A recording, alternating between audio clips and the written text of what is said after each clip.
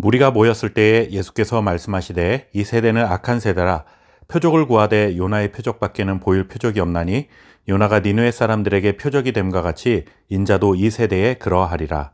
아멘. 어떤 사람의 말이나 행동에 진정성이 느껴지지 않을 때 요즘 말로 영혼이 없다라고 표현합니다.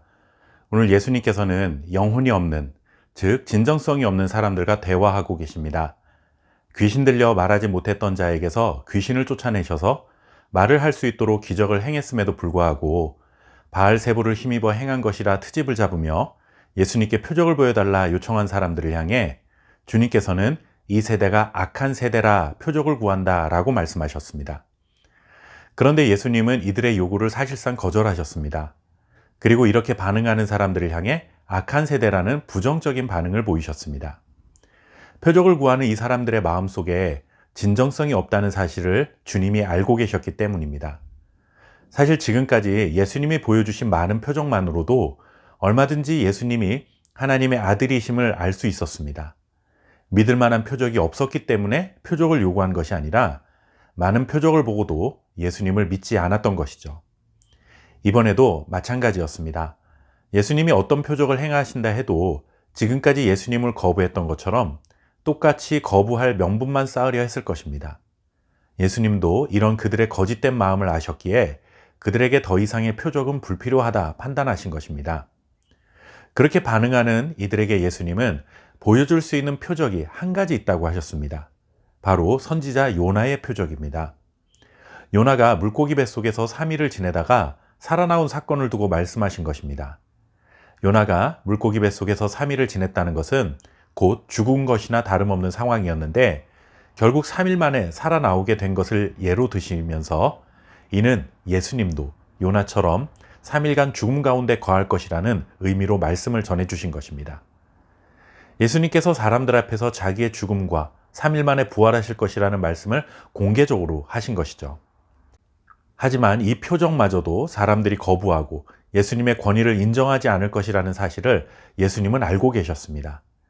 31절에 기록된 심판 때에 남방 여왕이 일어나 이 세대 사람을 정죄하리니 라는 말씀과 이 32절에 기록된 심판 때에 니느웨 사람들이 일어나 이 세대 사람들을 정죄하리니 라는 말씀을 통해 마지막 표적을 보고서도 믿지 않는 사람들에게 임할 심판에 대해 언급하셨습니다. 31절 말씀은 솔로몬의 지혜로운 말을 듣기 위해 이방 여인이 예루살렘을 방문했던 사건을 말합니다. 그런데 솔로몬보다 더 크신 예수님이 천국 복음을 전파했음에도 유대인들이 복음을 듣지 않았습니다. 그래서 악한 세대라고 하신 것입니다. 32절 말씀은 요나가 물고기 뱃속에서 살아나온 뒤에 니느웨에 가서 회개를 선포하자 이방인인 니느웨 사람들이 정말 금식을 선포하고 회개한 사건을 말합니다. 선지자 요나의 말을 듣고 니느웨 사람들은 회개했는데 요나보다 더 크신 예수님이 오셔서 복음을 전파했음에도 불구하고 유대인들은 회개하지 않았기 때문에 악한 세대인 것입니다. 예수님에게 복음을 듣고 예수님이 행하시는 기적을 본다고 해서 그것만으로는 충분하지 않습니다. 중요한 것은 복음을 듣고 기적을 경험했다면 복음에 합당한 반응을 해야 합니다.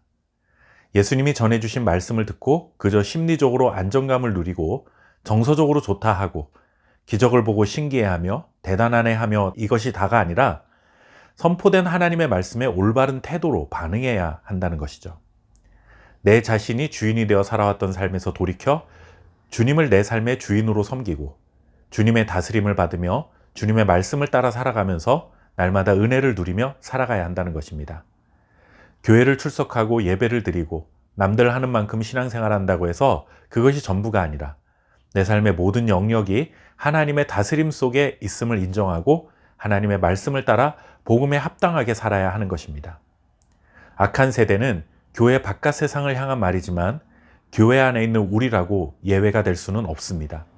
어쩌면 교회 안에 있는 우리들은 스스로 의롭다 생각하면서 악한 세대인 줄도 모르고 살아가는 위선자가 될 수도 있다는 경계심을 가져야 합니다. 복음을 듣고 믿음을 갖는다 해도 복음이 요구하는 삶의 방식을 수용하지 않으면 헛된 것입니다. 언제나 복음이 요구하는 삶의 방식을 수용하고 살아가는 저와 여러분 될 수 있기를 바랍니다. 감사합니다.